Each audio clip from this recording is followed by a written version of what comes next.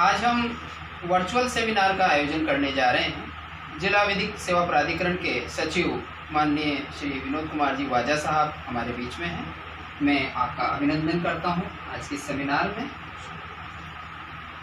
Sir, विधिक सेवा का नाम बहुत सुना है और हर व्यक्ति शब्द को तो जानता है, लेकिन जनरली अननोन होता है कि आखिर विधिक सेवा क्या है।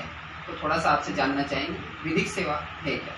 विधिक सेवा, पहले तो मैं आप सभी श्रोताओं को आपका बहुत बहुत धन्यवाद कि आप लोगों ने मुझे कार्यक्रम में यानी बुलाया।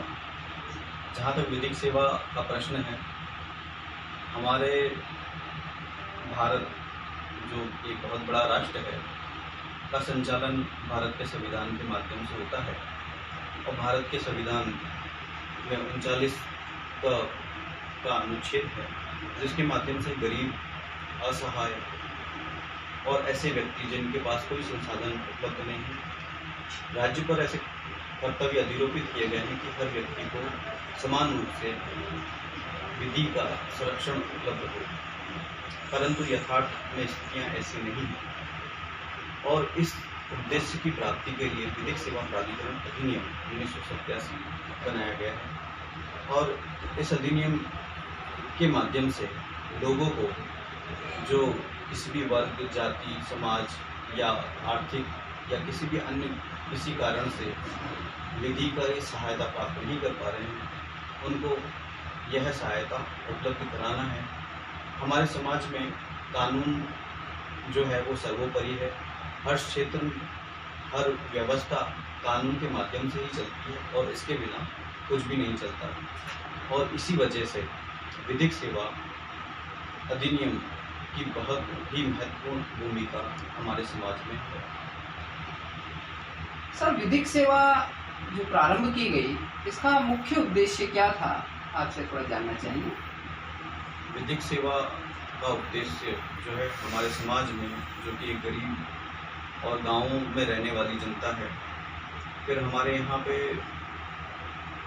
परिस्थितियाँ कुछ इस तरह की है कि हर आदमी को हर सुविधा का लाभ भी नहीं मिल रहा है। अज्ञानता पूरी तरह से व्याप्त है। आज भी हमारे देश में ऐसी जगह हैं जहाँ पर लोगों को दैनिक और उसकी आम जरूरी चीज़ों की भी पूर्ति नहीं होती है। ऐसे में उसके अधिकार और विधि के बारे में उसको जागृत करना, इसका उद्देश्य है। निःशुल्क विधिक सहायता प्रदान करना, कानूनी रूप से लोगों को जागरूक करना, लोक अदालतों का आयोजन किया जाना, किसी भी विवाद के निपटारे के लिए कोर्ट कचहरी के अलावा भी वैकल्पिक निदान के लिए संसाधनों का उपयोग किया जाना, जिसके अंदर मीडिएशन इत्यादि जो हैं उनका उपयोग करना, अपराध से पीड़ित व्यक्तियों को निःशुल्क सहायता उपलब्ध कराना और अपराध से पीड़ित व्यक्ति को मुआवजा उपलब्ध कराना, इसका उद्देश्य है। समर्थ व्यक्ति को न्याय उपलब्ध करवाना उद्देश्य है विधिक सेवा का।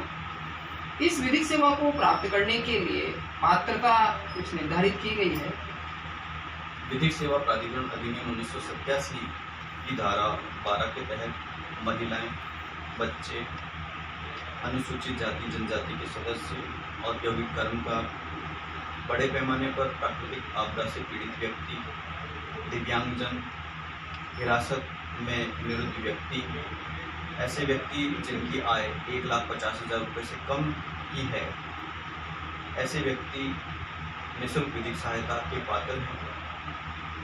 उनके खिलाफ मुकदमा किया जाता है या वो मुकदमा लड़ना चाहते हैं, तो ऐसी दशा में वह संबंधित न्यायालय में जाकर अपना आवेदन पत्र प्रस्तुत कर सकते हैं और ऐसा आवेदन पत्र हमारे पास प्राप्त होने पर उस व्यक्ति के संबंध में जानकारी करने पर ऐसा प्रतीत होता है कि वह व्यक्ति किसी भी कैटेगरी में आता है, उसकी आय 1,50,000 रुपये से कम है, तो निःशुल्क विधिक सहायता उसे प्रदान की जाती है और इसका आवेदन का परफॉर्मा भी एकदम सीधा और सरल है, जो किसी भी विधिक सेवा प्राधिकरण के ऑफिस से प्राप्त किया जा सकता है। शिक्षित व्यक्ति विधिक सेवा प्राधिकरण के लिए या विधिक सेवा से व्यक्तियों को लाभान्वित करवाने के लिए किस प्रकार से अपनी भूमिका अदा कर सकता है?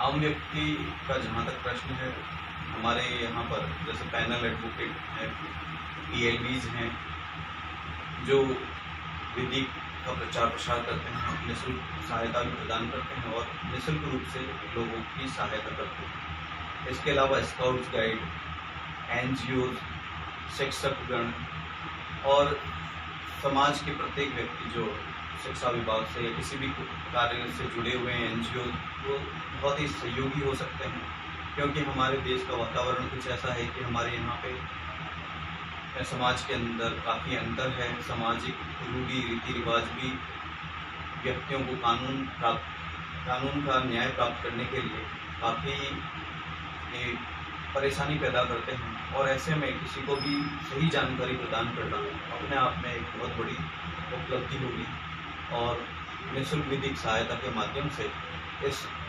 उद्देश्य को अच्छी तरह से पूरा किया जा सकेगा।